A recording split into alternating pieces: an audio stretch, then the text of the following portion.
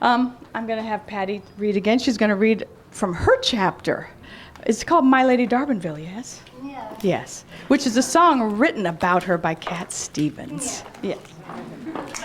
That's the ultimate to have him write you a song. Yes. She's had many songs written. Okay. I was in London modeling and went to Sir William Piggott Brown's country house one beautiful sunny Saturday. Patti begins wistfully. Steve Winwood was there, Eric Clapton, Ginger Baker, Jimmy Page. Everywhere you looked, there was an amazing musician. I used to be painfully shy, which should probably come as a huge surprise to you. I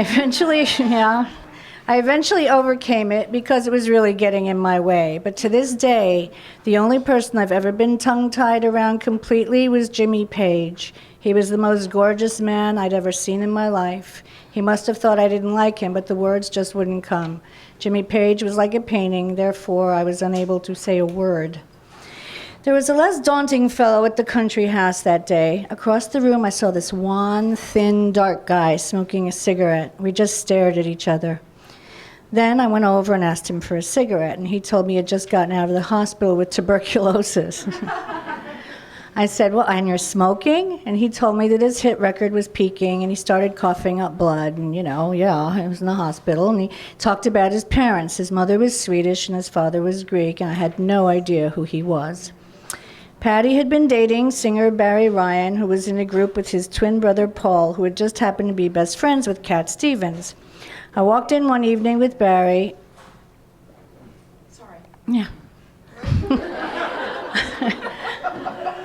I walked in one evening with Barry, and there was the dark guy from the party playing guitar with Paul, and he smiled at me. He started coming over more and more, and there was flirting going on every time, but Barry was absolutely clueless.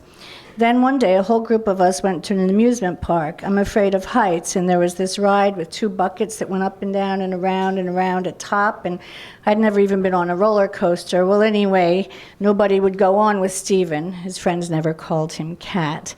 And when he said, who's going on with me, I said, I'll do it. It felt like I was going to the chair. The bucket started swinging, and I held on to him, and I wouldn't let go, and he held me tight. And it was the first time since we'd been eyeing each other that we finally got to be alone together. It was extraordinary, and by the time the ride was over, I was totally in love with him, and he was in love with me. Those were such innocent days. On a ride. Hello. Okay. The would-be sweethearts didn't know how to break the news to the twins, so Stephen just kept coming to the house to play a good guitar with Paul. And one day, Patti and Stephen found themselves alone. He said, come on, let's get out of here. And we went to Hampstead Heath and spent the whole afternoon together. We rolled down hills, kissing in the grass. It was such a beautiful summer day in London, simply gorgeous. Oh. She's tearing up. Patti. Aww, isn't that cute? Anyway, we went back to his flat, which was a nice day. We went back to his flat. Where am I? Back to his flat, right, which overlooked his father's Greek restaurant. His bedroom was painted all red, and the only thing in it was a bed and a piano. His father had a thick Greek accent, and his mother had a thick Swedish accent, which was really bizarre.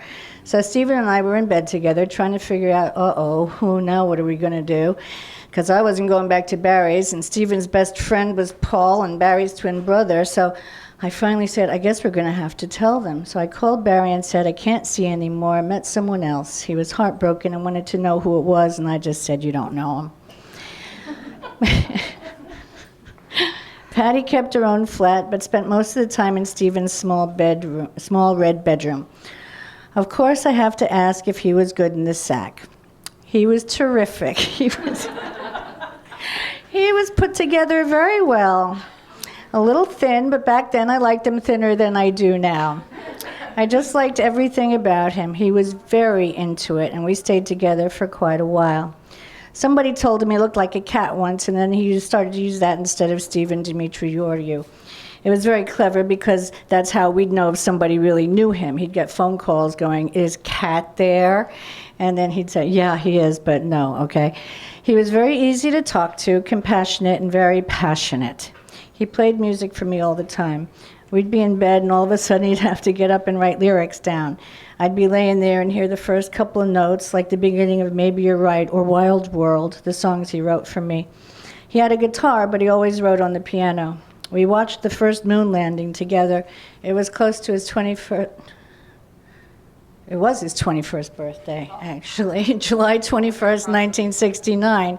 And we were laying in bed and watching men walk on the moon. The passionate songwriter who later embraced the Muslim religion and changed his name to Yusuf Islam was once a naughty boy. Yeah. For some reason... But this is weird because these Englishmen have this thing about schoolgirls anyway. So a lot of Englishmen have this thing about English schoolgirls, Patti smiles. I was modeling, and one day I came back from a go-see wearing a miniskirt, well, a mini belt actually, it was so short. It was about 3 p.m, and I guess Stephen had just driven by a school that let out. And he said, "Come on, I'm going to take you somewhere and buy you something." So he took me to Marks and Spencer, a department store up on the West End, and we went into the section where they sold the school uniforms. We started play acting, and Stephen told the sales lady, "I have to buy this little girl a school uniform. She's the daughter of one of my friends. Can you fit her, please?" The woman was very officious and middle-aged, grandmotherly type. Here we were, and this 21-year-old Greek kid, and this however the hell old I looked, young girl. I mean, I was really flat-chested, stick straight like a boy, and I was supposed to be going into 7th or 8th grade, but must have looked about 11. Every time the woman went to get another piece of the uniform, he'd say, "I can't wait to put that skirt up and bend you over the car, maybe even before, maybe in the elevator." He got me a white blouse and a blue and gray plaid skirt with a little blue sweater and blue knee socks.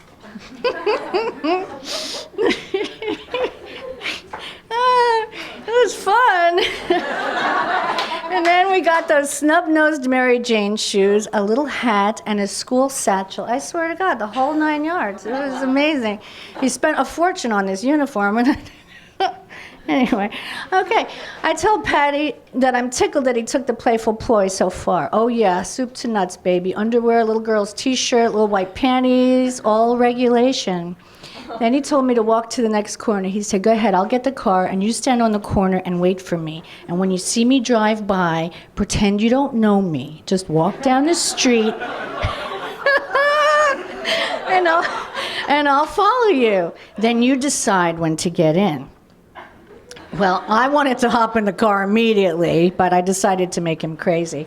I must have walked 3 blocks by all those little crooked alleys, and then he motioned me into an alley near Leicester Square, if memory serves. It was about 6 p.m, twilight time, and I lifted up my schoolgirl skirt and pulled down my little white panties, and we had at it. We did it right on the hood of his car. Imagine that.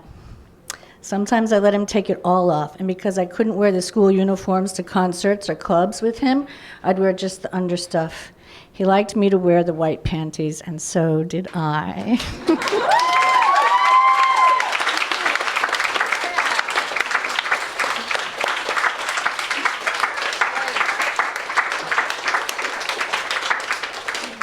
We sure had us some fun.